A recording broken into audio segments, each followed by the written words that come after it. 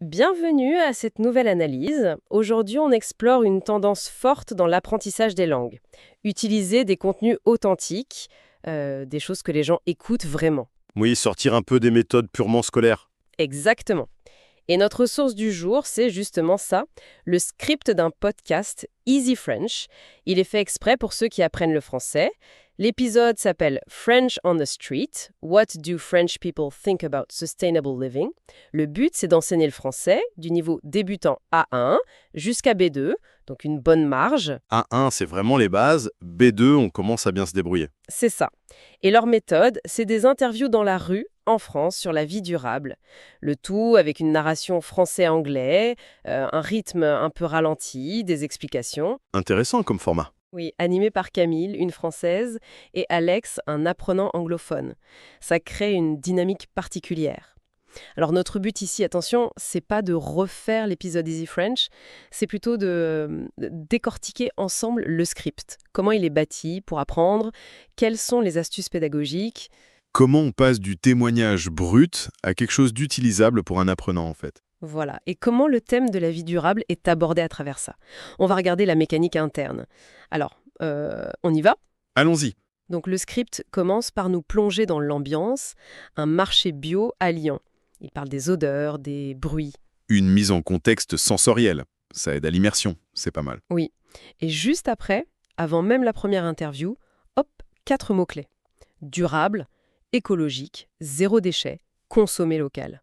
Présenté clairement. Ah, le fameux pré-enseignement lexical. C'est ça, il suggère même des pauses pour mémoriser un peu, et Alex, le co-animateur apprenant, il intervient vite. Il est un peu le relais de l'auditeur, il pose des questions, donne des équivalents anglais, genre pour sac réutilisable. Ça rend la chose moins intimidante. Et il mentionne aussi tout de suite qu'il y a une vidéo sur YouTube avec des sous-titres bilingues. Donc c'est pas juste de l'audio. C'est une approche multi-support, c'est important. Pour revenir au vocabulaire introduit avant, Oui, c'est une technique très répandue en didactique des langues. L'objectif, c'est de donner ce qu'on appelle des points d'ancrage, des balises. des balises, oui. Oui, surtout pour les niveaux A1, A2. On leur donne des mots qu'ils vont pouvoir essayer de repérer ensuite dans le flot de parole. Ça diminue un peu l'angoisse de ne rien comprendre. D'accord, je vois l'idée de rassurer. Mais est-ce que ça ne simplifie pas un peu trop? On pourrait se dire que découvrir les mots en contexte, c'est plus naturel, non? C'est le débat classique. L'authenticité totale, c'est super, mais pour un débutant, ça peut être comme un mur. Décourageant.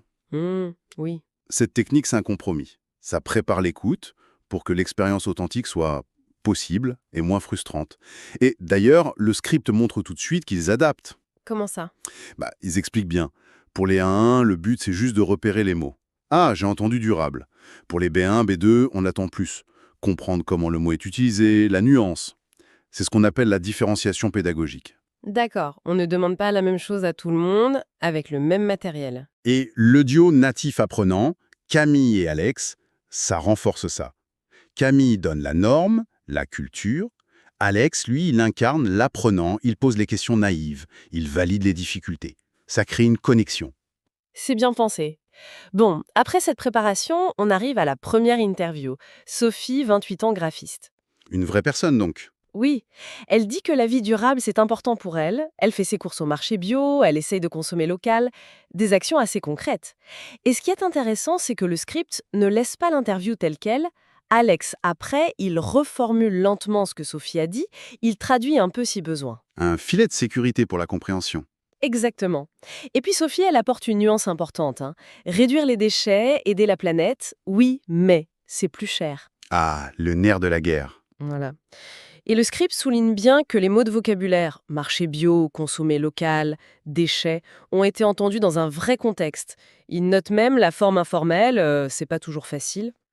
Le fait d'utiliser une personne comme Sophie, avec son âge, son métier, ses propres mots, ça ancre l'apprentissage. C'est plus marquant qu'un dialogue artificiel. C'est sûr. Et la mention du coût, cette contrainte bien réelle, ça ajoute une couche de réalisme. Ça montre que c'est pas juste une question de bonne volonté.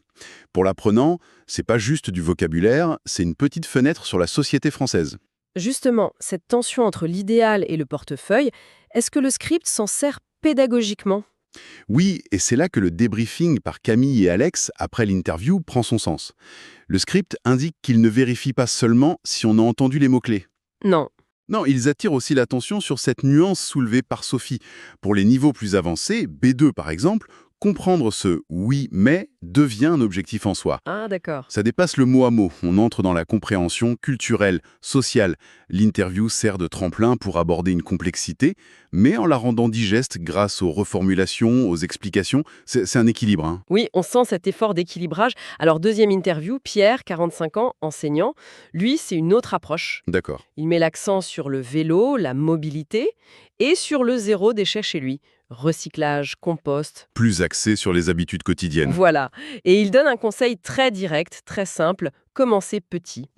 Encourageant. Oui. Et il illustre ça avec l'exemple de la gourde réutilisable pour remplacer les bouteilles en plastique. Simple, concret. Ça donne une action possible tout de suite. Tout à fait. Et là, pédagogiquement, ce «commencer petit», c'est une pépite. Le script s'en saisit pour introduire ou réviser un point de grammaire. Ah oui! Lequel? L'impératif. Commencer. C'est beaucoup plus efficace d'apprendre une structure comme ça parce qu'elle sort naturellement d'un conseil pratique donné par quelqu'un plutôt que d'une règle sortie de nulle part dans un livre. On voit l'utilité directe. Exactement. Le conseil de Pierre, il a une double valeur. C'est un bon conseil écologique, facile à comprendre, et c'est une illustration parfaite de l'impératif présent, deuxième personne du pluriel. Super utile pour donner des conseils en français. Et le mot «gourde», lui-même, c'est concret aussi. Oui, lié à un objet, à un geste. Remplir, boire, laver. Ça aide à mémoriser. L'image mentale est forte. Donc après ces deux exemples, Sophie plus sur la conso, Pierre plus sur les gestes quotidiens, le script propose une récap. Une boucle de renforcement. C'est ça. On revoit les mots-clés, durable, écologique, zéro déchet, consommer local, gourde. Et là, il y a une tentative d'interaction. Alex pose une question spécifiquement pour les B2. Il leur demande de rappeler le défi mentionné par Sophie.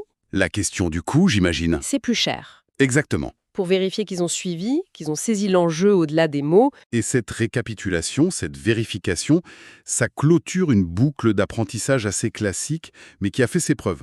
On a eu 1. Intro du vocabulaire, 2. Le vocabulaire en contexte réel, 3. Révision explicite, 4. Vérification. C'est un peu l'idée de la répétition espacée, revoir l'info, et de la récupération active, forcer le cerveau à chercher l'info. Ça aide à retenir sur le long terme. C'est reconnu pour ça, oui. Mais cette question qui cible seulement les B2, ça ne risque pas de laisser les autres un peu sur leur faim à ce moment-là? C'est une bonne question. Idéalement, on pourrait imaginer des questions pour chaque niveau. Mais bon, poser une question plus complexe, ça peut aussi montrer aux autres le chemin, le type de compréhension visé. Une sorte de modèle. Un peu. Et puis, le script, à ce moment-là, il rappelle l'existence de la vidéo YouTube avec les sous-titres. C'est ça qui est clé dans cette approche multimodale. L'audio, c'est pour l'écoute, mais le visuel, le texte, c'est un support crucial. Pour vérifier l'orthographe, la structure. Voilà. Chacun peut jongler entre les deux, selon son niveau, ses besoins. La question B2, elle renforce juste l'idée que l'apprentissage, c'est un parcours avec des étapes. C'est une gestion assez fine finalement. Et comment ça se termine, cet épisode d'Easy French, d'après le script? Alors, la fin est assez classique pour un podcast, en fait. Camille résume rapidement les témoignages de Sophie et Pierre. Elle insiste sur l'idée de vivre durablement. Le message clé. Oui, et elle encourage les auditeurs à continuer d'écouter des natifs. C'est un conseil de base, mais toujours bon à rappeler. Ensuite, la partie un peu marketing et engagement. L'appel à s'abonner, le petit teasing pour l'épisode suivant. Ah, le fameux cliffhanger. Un peu. Ils annoncent un sujet sur les traditions d'automne avec des mots comme châtaigne, vin chaud, ça donne envie. Malin. Et surtout, ils invitent à réagir dans les commentaires YouTube. Partager ses propres habitudes durables, mais aussi, et ça c'est bien vu, dire son niveau de français. Ah oui, pour collecter du feedback et peut-être adapter les prochains contenus. Malin, en effet. Ça crée une communauté. Si on prend un peu de hauteur maintenant pour évaluer l'approche globale de ce script, qu'est-ce qu'on peut en dire? Eh bien, on peut dire que c'est une approche très structurée et pédagogiquement assez solide. Le fait d'allier un sujet de société actuel, la vie durable, qui peut motiver en soi. Oui, c'est plus engageant qu'un sujet abstrait. Avec des objectifs linguistiques clairs, du vocabulaire, un peu de grammaire qui émerge naturellement, la compréhension de nuances. C'est une force. L'apprentissage n'est pas hors sol. Il est connecté au réel. Les points forts sont évidents, la structure claire de l'épisode, les objectifs pour chaque partie, les rôles bien définis des animateurs, l'utilisation de vraies interviews. Mais avec un gros travail d'accompagnement. Le préenseignement, les reformulations, les sous-titres. Voilà, tout cet étayage. Pour la cible A1, B2, ce mélange d'authenticité et de guidage, ça semble vraiment pertinent. On évite le matériel trop simple, trop artificiel, mais on ne laisse pas non plus l'apprenant se noyer. C'est un juste milieu, en quelque sorte. C'est l'objectif. Après, évidemment, ce format a ses défis. Le principal, c'est toujours cet équilibre dont on parlait, entre le débit rapide, les hésitations, les tics de langage des vrais gens, et le besoin de simplifier pour que ce soit compréhensible. Comment il gère ça ici? Il semble opter pour des interviews assez courtes et en gros soutien autour. Une limite possible, c'est que l'interaction orale de l'apprenant lui-même, elle n'est pas sollicitée pendant l'épisode. L'accent est mis sur l'écoute, la compréhension. L'interaction est renvoyée aux commentaires écrits? Oui, c'est souvent le cas avec les podcasts. Mais pour la compréhension orale et l'acquisition de vocabulaire en contexte, ça reste une approche très intéressante. Donc en résumé, cette analyse du script Easy French nous montre une belle mécanique. Une structure pensée, préparée avec le vocabulaire, adaptée au niveau, utiliser du vrai matériel, intégrer la grammaire naturellement et boucler avec des révisions. Le tout soutenu par le bilinguisme et le multisupport audio-vidéo. Exactement.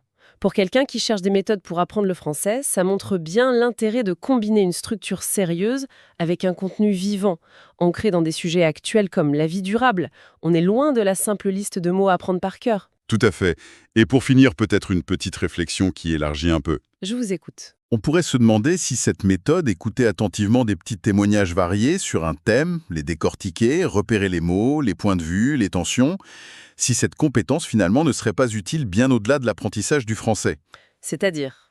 Pour comprendre la complexité de n'importe quel sujet dans notre propre société, dans un monde où l'info va très vite, où tout est souvent très polarisé, prendre le temps d'écouter différentes voix, même sur un sujet simple en apparence, comme les habitudes écolo, et analyser, pas juste ce qui est dit, mais comment, pourquoi, les nuances, c'est peut-être une clé pour développer une compréhension plus fine, plus profonde des enjeux autour de nous.